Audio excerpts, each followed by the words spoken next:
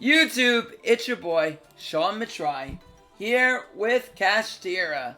So, this is the brand new deck that just got released into Master Duel. If you played TCG, you're already familiar with what this deck does.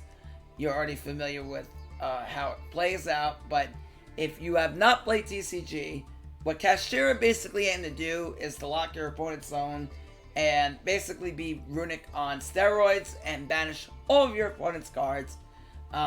Whether they be on the field, hand, graveyard, or deck, or even extra deck.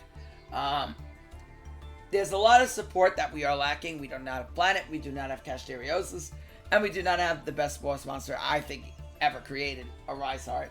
But anyway, with that being said, let's go over the deck. We'll tell you what we do have. Also, I am climbing with this deck tomorrow in Master Duel. If you do not want to miss it, make sure you follow me on twitch.tv, Sean Matrai. Link will be description below. I stream both Master Duel and Duel Links if you're into either one. I do stream both. If you're into both, great. I play both of them. I am very knowledgeable about both metas. Top many tournaments, did well in KC Cup, so ask me. Anyway, onto the deck. We first have, I want to go over the level 7 monsters. So the first thing you need to know is Unicorn, Ogre, and Fenrir can all be special summoned without tributing as long as you control no monsters. So that's stationary for all the effects. Also, they all have the effect that they search a card as an ignition effect.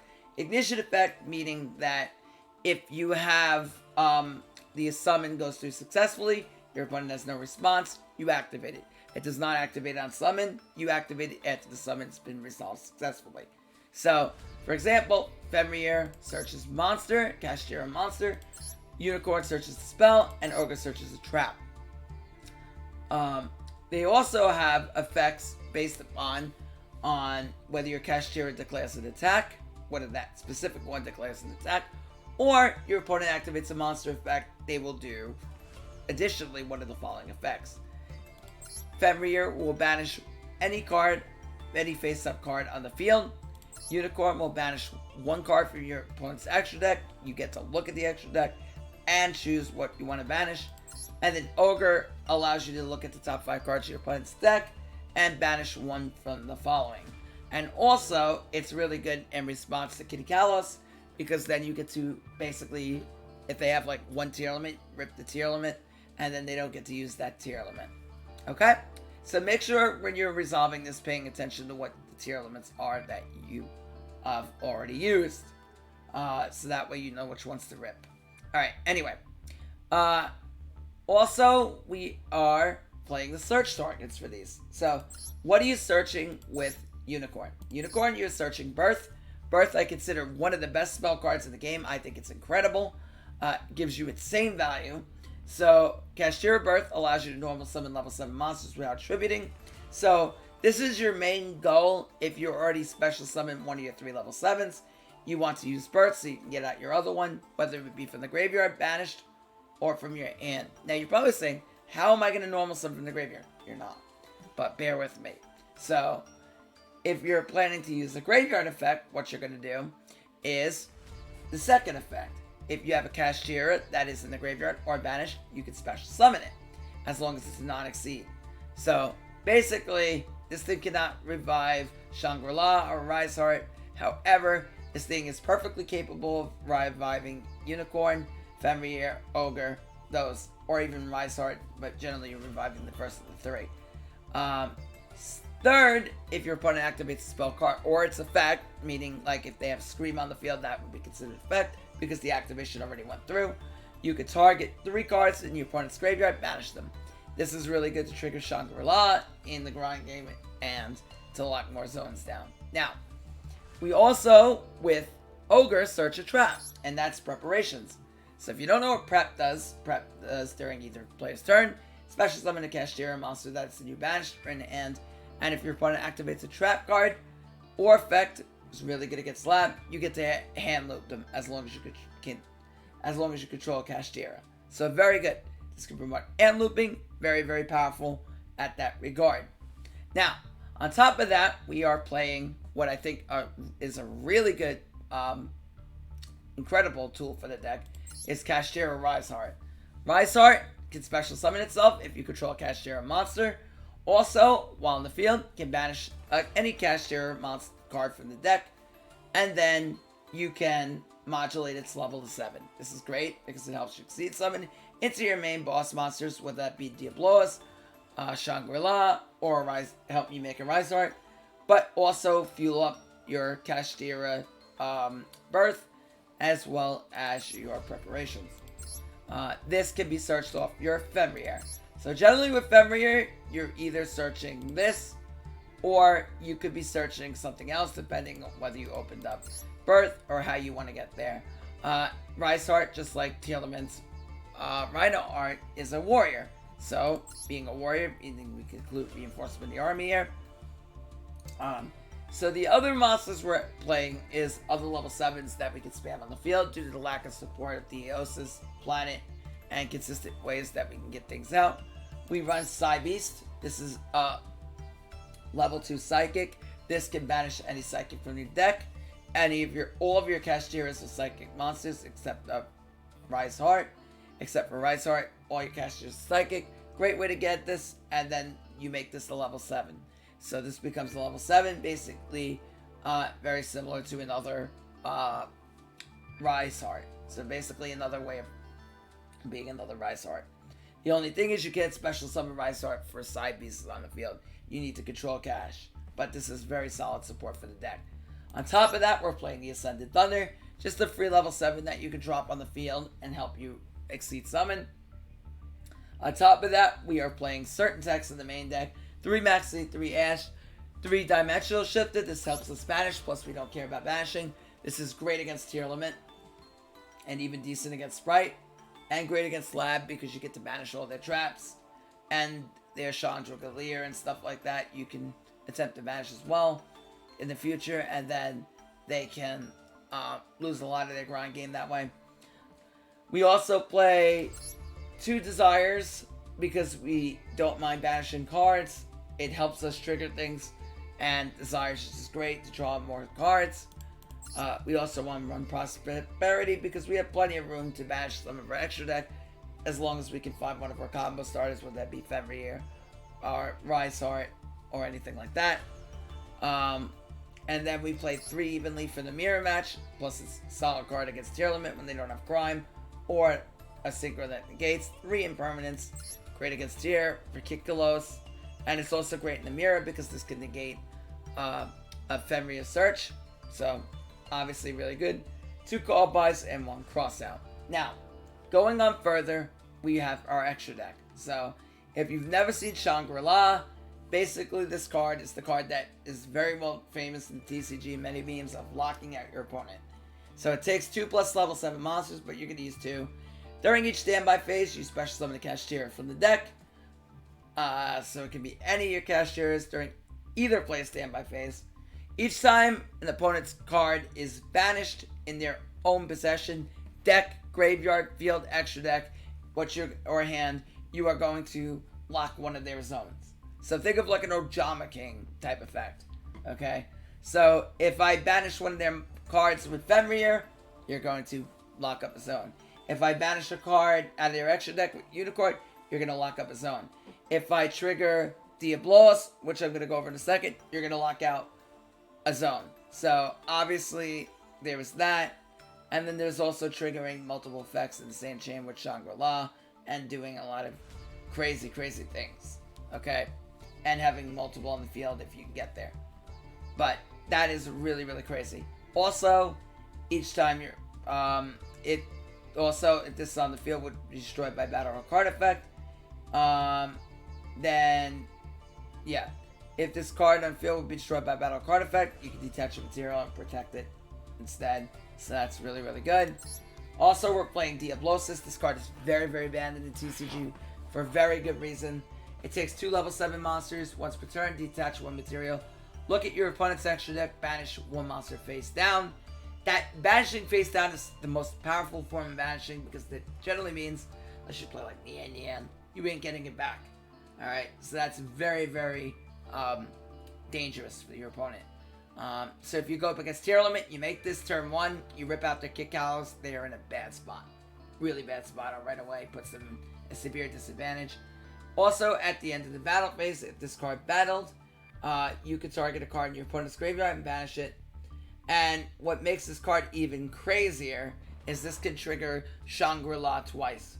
So if you don't know how, is if your opponent banishes cards face down, while you control this card, you get to banish cards off the top of the deck face down equal to the number of their banished cards. So this card is absolutely insane. So let me give you an example.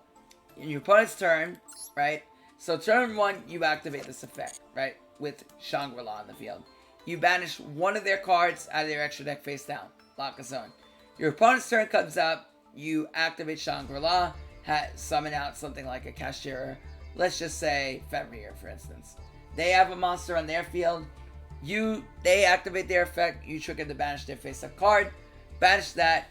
Then, because the card's banished, you lock a zone. Trigger Diablosis because they banished the card face down. And the same thing goes on your turn. I forgot to bring that up. When you banish out their extra deck. And then you have successfully, with Diablosis and Kashtira, Shangri-La, locked out 4 zones. And then they cannot play the game. This is all without even having a Rise Heart in the game.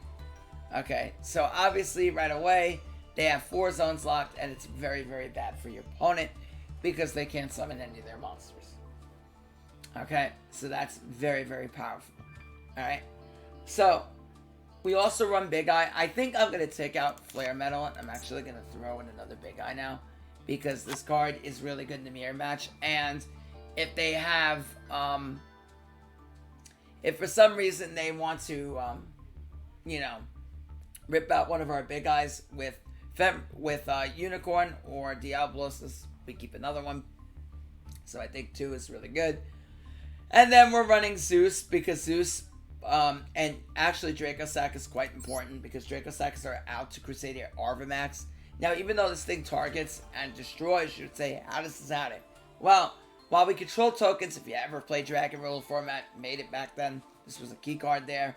You detach this, you summon 2 tokens, it's indestructible, so you crash into any monster. It doesn't need, it's gonna have to be Arvamax, obviously, because that's the only thing you attack. Attack Arvamax, this thing doesn't die, you rank up with the Zeus, and then you add it with a non-target set. Very, very strong. Also is really good because you can resummon back Fenrir, and then it be used that way, get its effect for yourself.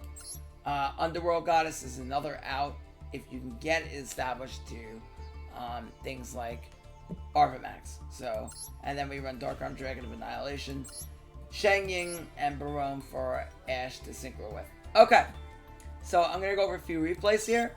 We're going to climb at this tomorrow. I'm just going to go over a few, and then I will have tomorrow we will be streaming it, and we will be starting our journey up the ladder with it. Alright, so let me go over some replays.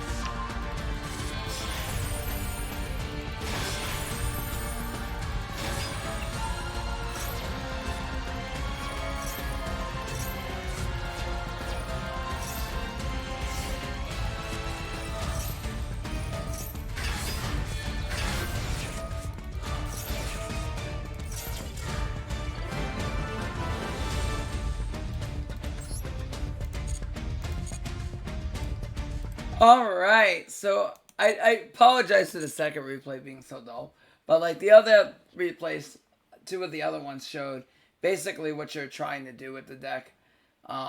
Even the third one kind of showed us swarming and we were about to go in the combo, but our opponent ended up scooping. If you want to see me climb with this tomorrow, make sure you follow me on twitch.tv/Sean Matrai. Link will be in the description. If you want to check out some of my other Duel Links videos, they are also in the description, as well as some of my other Master Duel videos. I have a tier limit guide. I have a Labyrinth guide. If you're interested in those decks, they're there. I'm going to have a Sprite one coming out. So, please, make sure you check those out. Until next time, it's your boy, Sean Matrai, signing out. Bye, YouTube.